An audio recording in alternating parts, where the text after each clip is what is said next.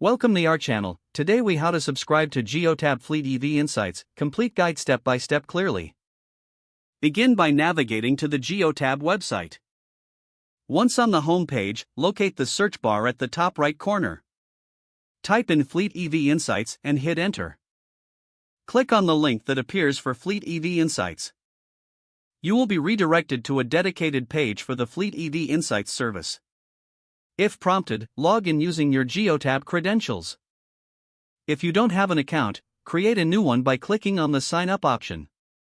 Fill in the required information for account creation, such as your name, email, and password.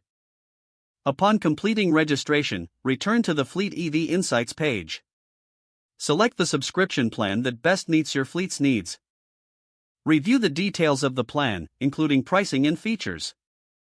Once satisfied, click the Confirm Subscription button.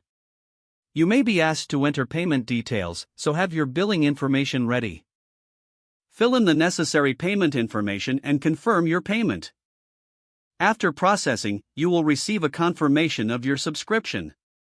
You can now access Fleet EV Insights from your dashboard. Explore the dashboard to familiarize yourself with the available features. Check for any introductory guides or tutorials that may assist you. If the page does not load, refresh the browser or try again in a private or incognito window. Make sure you are using the correct email address, then retype it carefully to avoid small typos. If your password is not accepted, use the reset option and create a new strong password you can remember. Check your spam folder for verification or security emails, then complete any requested confirmation steps. Enable two-factor authentication if available to improve account security and reduce unauthorized access risk. After signing in, review your profile details so your contact information and settings are accurate and current. If you see an error message, note it down and try again after restarting your device and internet connection. Log out when you finish, especially on shared devices, to keep your account and payment information secure. If the page does not load, refresh the browser or try again in a private or incognito window.